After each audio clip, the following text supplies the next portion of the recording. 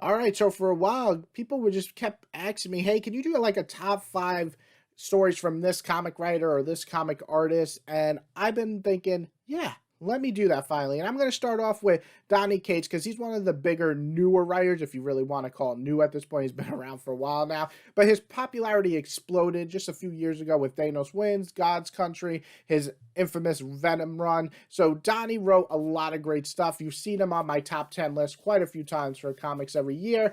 But today I'm going to really tackle a list that I've been really trying to decide because I like a lot of Donny Cates stuff, but what are his top 5 comics for me? And I think a lot of people might be a little surprised on my list, but I hope you guys enjoy, and let's get right into it. And my number 5 is Venom. And so, while Venom might be the most well-known comic on this list, and I believe besides Remender, Donny Cates is the only one to make a decent Venom run ever happen. It has a few pacing issues and story plots to hold it back from being, a grand slam for me. Saying that, when it is good, it is so damn good. The character work on Eddie, his background, the past, felt flawlessly executed to make him evolve into something more than just an anti-hero, but a full-fledged hero. Giving Venom a threat big enough to, take on the entire universe and make them quake in fear is awesome. It's great. I love that. Helped by, of course, Ryan Stegman's art. This whole run just brought it up for me for Venom, and it's one of the most fun Venom runs I've ever read. And as you guys know, after reviewing so many omnibuses of Venom, I've read quite a few. All right, so coming at number 4 is Thanos Wins. This is my favorite work from him in the Marvel world. The way he was able to give Thanos a challenge by making him face, well, himself was just perfect. It actually felt like Thanos might not actually win a fight for once, which is really interesting. On top of that, we're introduced to Cosmic Ghost Rider, a figure that some love, some hate, but I personally dug him from the start. His backstory, along with Thanos' will to survive because he's just so far up his own ass, it's just perfection. We get a lot of fun moments, and you can read all this by itself, which is always a huge plus. I love when you can just read a book by itself and not read anything before or after and still get the story.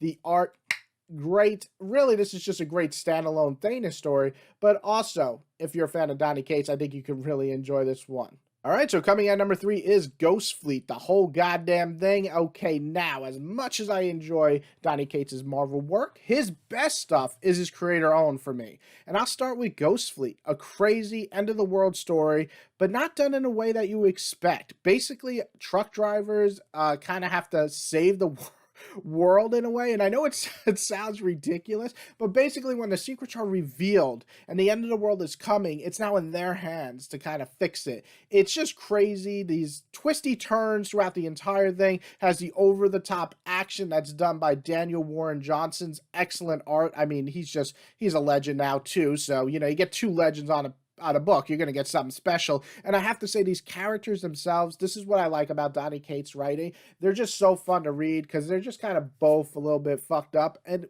who doesn't love to read fucked up characters?